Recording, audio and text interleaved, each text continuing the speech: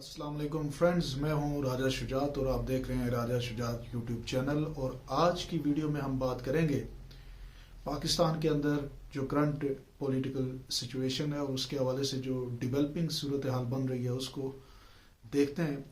सबसे पहले एक बात तो आप लोगों को पता होना चाहिए कि इस वक्त पाकिस्तान की जो सूरत हाल है वो आप यूं कह सकते हैं कि जो एक हमारा सबसे फेवरेट डायलॉग है कि पाकिस्तान नाजुक दौर से गुजर रहा है, तो डेफिनेटली इस वक्त पाकिस्तान वाकई नाजुक दौर से गुजर रहा है।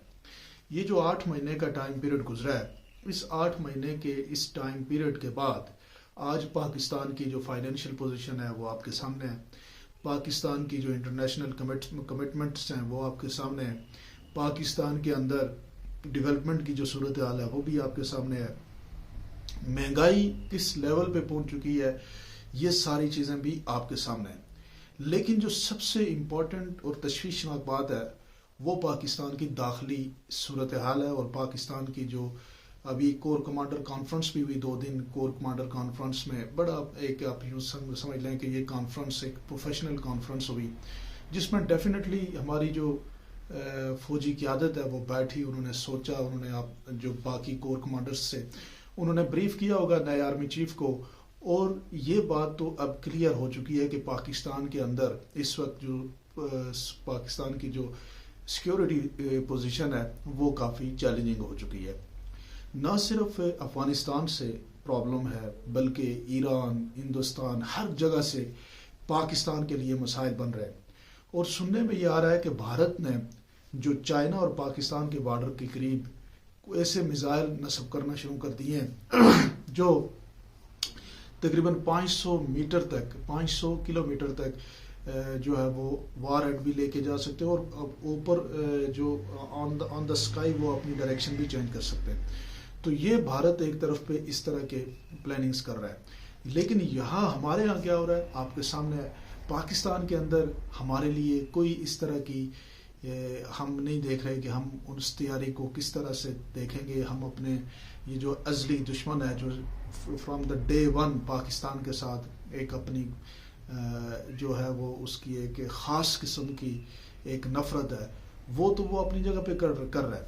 वो ना सिर्फ अभी पाकिस्तान के साथ है बल्कि चाइना के साथ भी कर रहा है। और चाइना के साथ इसलिए पिछले दिनों में जो इनके आप किसी जगह पे हमने ये भी सुना है कि चाइना ने अंडरग्राउंड कुछ सुरंगें बनानी शुरू कर दी हैं जो हिंदुस्तान के अंदर तक जा रही हैं। अब ये सारी सूरत हाल चाइना क्यों ये कर रहा है उसको भी डेफिनेटली थ्रेट होगा हिंदुस्तान से, और हिंदुस्तान उसके जवाब में क्या कर रहा है वो भी मैंने आपको जैसे बताया। और हिंदुस्तान ना सिर्फ चाइना और पाकिस्तान दोनों के लिए ये सारे प्लानिंग्स कर रहा है।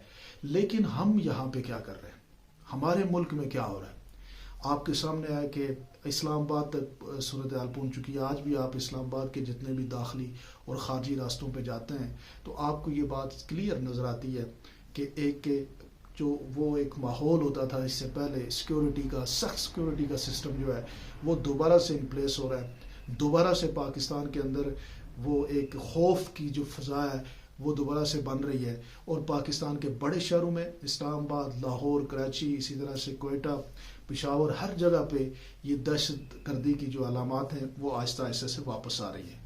ये है हमारी पाकिस्तान की सोच। और उसके अलावा जो हमारी इकोनॉमिक पोजीशन है वो आपके सामने है कि इकोनॉमिकली पाकिस्तान अभी पूरे जो हमारे टोटल रिजर्व है, एक तो स्टेट बैंक के और कन्वेंशनल बैंक के मिला के 12 अरब है, 12 अरब डॉलर्स है। आप सोचें कि 12 अरब डॉलर्स जब इमरान खान साहब थे तो ये 17 से 18 और 21 बिलियन डॉलर तक भी गए।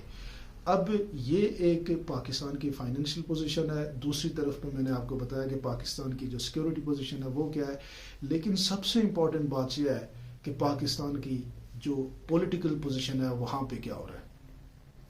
पॉलिटिक्स के अंदर आपके सामने है कि हम वीडियोस निकाल रहे हैं, हम एक दूसरे को नीचा दिखा रहे हैं, हम पाकिस्तान के अंदर इखलाकियात का जनाजा निकाल रहे हैं। हम ऐसी जो वीडियोस हैं जो आप अपनी फैमिली के साथ बैठ के नहीं देख सकते, या इस तरह की जो वीडियोस हैं जिसकी वजह से आपकी सोसाइटी बिल्कुल शैटर्ड हो जाती है, उन वीडियोस के ऊपर अपनी पॉलिटिक्स कर रहे हैं। जबकि हमें क्या करना चाहिए, हमें एक ग्रेट जिसे कहते हैं जिरगा बैठाना चाहिए। पाकिस्तान के अंदर एक बड़ी मीटिंग हो जिसमें तमाम पॉलिटिकल पार्टीज बैठें, वो आपस में बैठ के एक डेकोरम तय करें ایک منیمم انڈرسٹینڈنگ بنائے پولیٹیکل جماعتیں، اور یہ بڑا ضروری ہے۔ اس میں پاکستان کی جو عسکری قیادت ہے اس کو بھی رول ادا کرنا چاہیے۔ ایک ہم ویژن بنائیں کہ ہم نے پاکستان کو کیا کرنا ہے، جو ایک قومی ویژن ہو۔ ایک تو ہوتا ہے نا سیاسی جماعتوں کا منشور، ایک ہونا چاہیے پاکستان کا منشور، کہ ہم پاکستان کو کسی بھی حکومت ہو، کسی بھی سیاسی جماعت کی حکومت ہو، ان سب کا یہ منشور ہونا چاہیے کہ ہم نے پاکستان کو اگلے 15 سال 20 سالوں میں کہاں پہ لے کے جانا ہے۔ اکنامک پوزیشن ہماری، کیونکہ پاکستان ایک بڑی مارکیٹ ہے، تقریباً 24-25 کروڑ لوگ یہاں پہ بستے ہیں، اور اس 25 کروڑ کی آبادی کو آپ سیل کر سکتے ہیں، ایک بڑی مارکیٹ ڈیولپ کر سکتے ہیں، اس کے حوالے سے پلان کرنا چاہیے۔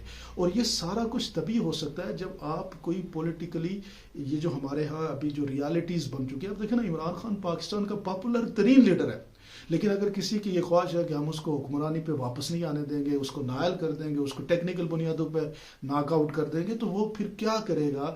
پاکستان کی جو ہماری عوام کی ول ہے اس کو قتل کرنے کی بات کرے گا، اس سوچ کو ختم کرنے کی بات کرے گا، اور اس کے اگینسٹ ایک پھر ری ایکشن بنے گا، اور وہ ری ایکشن اسی طرح سے بڑھتا چلا جائے گا جب تک ہم سٹیبلٹی نہیں لے کے آئیں گے، استحکام نہیں لے کے آئیں گے، ہمارا ملک آگے نہیں بڑھ سکتا۔ اس میں خان صاحب کا رول ہے، اس میں پولیٹیکل پارٹیز، پیپلز پارٹی، نون لیگ، باقی جو سیاسی جماعت ہے ان کا رول ہے، فوج کا رول ہے، ان سب کو مل بیٹھ کے گرینڈ جو ہے وہ جرگہ کرنا چاہیے، اور اس گرینڈ جرگے میں پاکستان کے لیے ایک منشور بنانا چاہیے، تاکہ ہم نے پاکستان کو اگلے جو ہے نا اگلے 15 سال میں، 20 سال میں، 25 سال میں، 50 سال میں یہ پولیٹیکل پارٹیز کے درمیان آپس میں انڈرسٹینڈنگ ہو۔ اور دوسری سب سے امپورٹنٹ بات یہ ہے کہ یہ جو الیکشن کا پروسیس ہے اس کو صاف اور شفاف کر دینا چاہیے۔